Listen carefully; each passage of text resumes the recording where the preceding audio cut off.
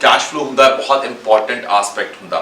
ਹੁਣ ਬਹੁਤ ਸਾਰੇ ਓਨਰ ਆਪਰੇਟਰਸ ਤੇ ਜਿਹੜੋ ਬਿਗਨਿੰਗ ਕੰਪਨੀਆਂ ਹੁੰਦੀਆਂ ਨੇ ਇਸ ਚੀਜ਼ ਦੇ ਉੱਤੇ ਅਕਸਰ ਮਾਰ ਖਾ ਜਾਂਦੀਆਂ ਨੇ ਤੇ ਫਿਰ I have seen through out the series ਤੁਸੀਂ ਦੇਖਿਆ ਹੋਣਾ ਕਿ ਵੀ ਟੇਕ ਐਡਵਾਈਸ ਫਰਮ ਆਰ ਫਰੈਂਡਸ ਜਾਂ ਜਿਹੜੇ ਦੂਸਰੇ ਸੇਮ ਲੈਵਲ ਦੇ ਲੋਕ ਹੁੰਦੇ ਨੇ ਇੰਡਸਟਰੀ ਦੇ ਵਿੱਚ ਕਿਉਂ ਨਾ ਕਿਸੇ ਐਕਸਪਰਟ ਨੂੰ ਪੁੱਛਿਆ ਜਾਵੇ ਕਿ ਜਦੋਂ ਤੁਹਾਨੂੰ ਚੈਲੰਜ ਆ ਕੈਸ਼ ਫਲੋ ਦੇ ਨਾਲ ਰਿਲੇਟਡ ਉਸ ਨੂੰ ਕਿੱਦਾਂ ਮੈਨੇਜ ਕਰਨਾ, ਕਿਹੜੀਆਂ ਚੀਜ਼ਾਂ ਤੁਹਾਨੂੰ ਬਚਾ ਸਕਦੀਆਂ ਨੇ ਕਿਸੇ ਵੀ ਤਰ੍ਹਾਂ ਦੀ ਮਿਸਟੇਕ ਤੋਂ ਜਿਹੜੀ ਤੁਹਾਨੂੰ ਕਾਫੀ ਜ਼ਿਆਦਾ ਪ੍ਰੋਬਲਮਸ ਤੋਂ ਵੀ ਬਚਾ ਸਕਦੀ ਹੈ।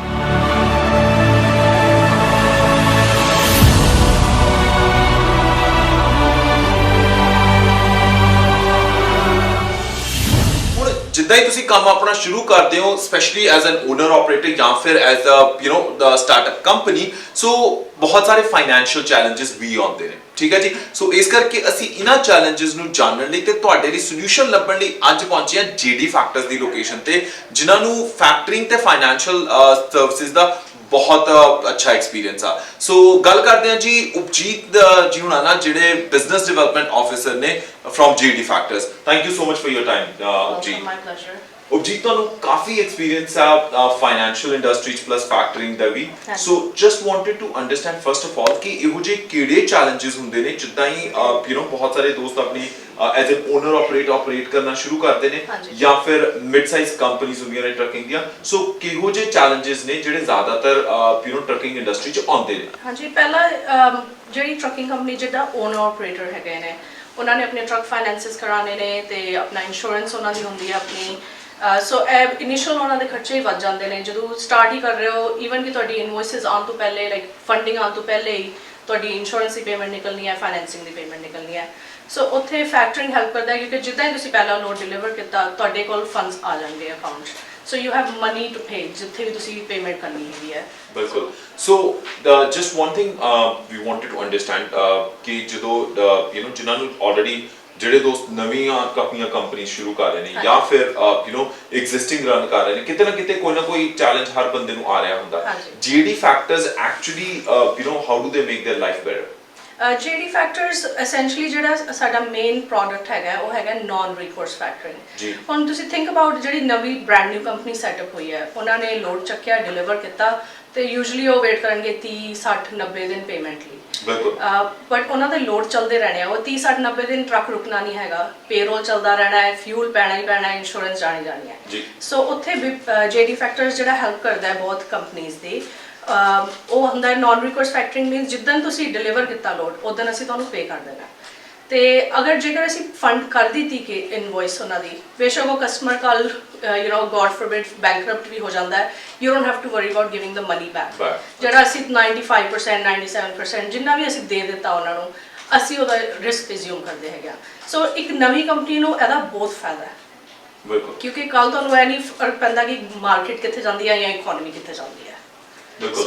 that helps for sure. So market and economy ਦੀ ਇੱਕ ਮੈਂ ਹੋਰ ਚੀਜ਼ ਪੁੱਛਣਾ ਯਾਰ ਇਸ ਚੀਜ਼ ਨੂੰ ਲੈ ਕੇ ਬੜਾ ਬਹੁਤ ਸਾਰੀਆਂ ਗੱਲਾਂ ਕਰਨਾ ਚ ਪੈਂਦੀਆਂ ਨੇ ਕਿ ਯਾਰ ਟਰਕਿੰਗ ਇੰਡਸਟਰੀ ਦੀ ਮਾਰਕੀਟ ਕਿਵੇਂ ਚੱਲ ਰਹੀ ਆ is it going good not so good ਤੁਹਾਡਾ ਪਰਸਨਲ ਟੇਕ ਕੀ ਆ ਕਿ ਜਿਹੜੇ ਨਵੇਂ ਦੋਸਤ ਆਪਣੀ ਟਰਕਿੰਗ ਤੇ ਈਵਨ ਕੁਝ ਲਾਈਕ ਟਰੱਕਸ ਖਰੀਦ ਕੇ ਆਪਣਾ ਕੰਮ ਸ਼ੁਰੂ ਕਰਨਾ ਚਾਹੁੰਦੇ ਨੇ so what do you think how is the economy right now or what do you think ਕਿ ਉਹਨਾਂ ਨੂੰ ਸਟੈਪ ਇਨ ਕਰਨਾ ਚਾਹੀਦਾ ਇਸ ਫੀਲਡ 'ਚ। If you are starting a trucking company at this time like carrier company ਆਪਣੇ authorities ਤੇ ਤੁਸੀਂ ਸ਼ੁਰੂ ਕਰ ਰਹੇ ਹੋ ਮੇਕ ਸ਼ੋਰ ਤੁਹਾਡੇ ਕੋਲ ਕੋਈ ਇਹੋ ਜਿਹੀ ਕੰਪਨੀ ਹੈਗੀ ਜੋ ਤੁਹਾਨੂੰ ਪ੍ਰੋਪਰ ਅਥਾਰਟੀਜ਼ ਲੈ ਕੇ ਦੇ ਇੰਸ਼ੋਰੈਂਸ ਦੇ ਉਹਨਾਂ ਦੇ ਕੰਟੈਕਟਸ ਹੋਣ ਜੇਕਰ you need help GD factors ਨੂੰ ਕਾਲ ਕਰੋ ਅਸੀਂ ਤੁਹਾਨੂੰ ਸਟਾਰਟਅਪਸ ਵੀ ਹੈਲਪ ਕਰ ਸਕਦੇ ਹਾਂ ਟੂ ਮੇਕ ਸ਼ੋਰ ਕਿ ਤੁਸੀਂ ਕਿਸੇ ਸਹੀ ਬੰਦੇ ਨਾਲ ਗੱਲ ਕਰ ਰਹੇ ਹੋ ਇਹਨਾਂ ਸਾਰੀ ਚੀਜ਼ਾਂ ਲਈ ਵੀ। ਬਿਲਕੁਲ ਸੋ ਜੀਡੀ ਫੈਕਟਰਸ ਜਿਵੇਂ ਮਿਸੀਸਾਗਾ ਦੀ ਲੋਕੇਸ਼ਨ ਆ ਦੇ can approach you here so ਜਿਹੜੇ ਕਿਊਬੈਕ ਦੇ ਵਿੱਚ ਨੇ ਲਾਈਕ ਉਹਨਾਂ ਦੇ ਬਾਰੇ like what exactly the option for them।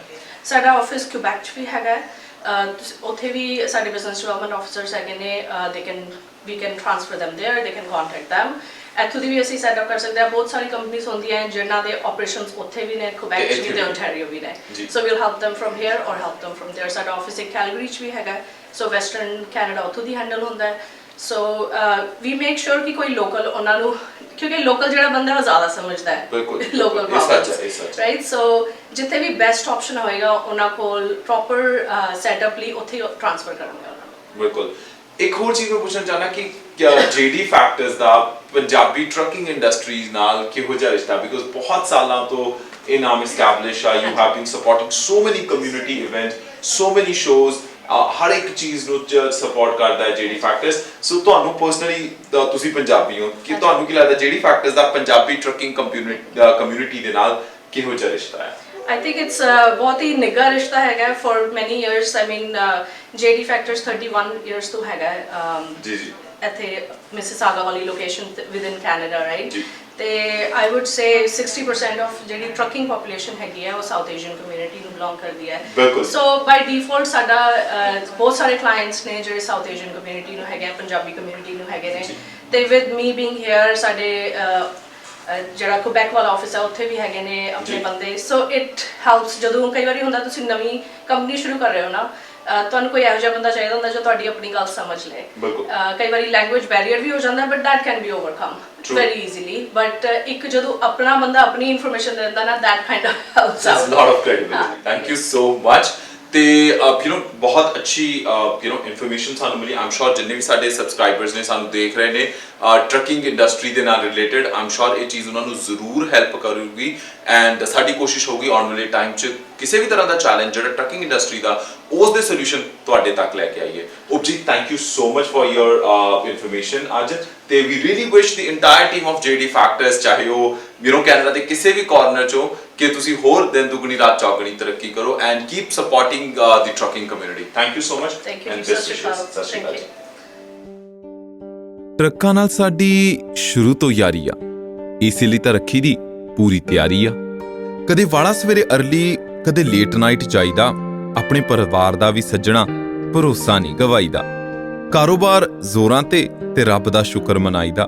3 ਟਰੱਕਾਂ ਤੇ ਵੀਰ ਡਰਾਈਵਰ, ਤੇ ਚੌਥਾ ਟਰੱਕ ਆਪਾਂ ਆਪ ਚਲਾਈਦਾ।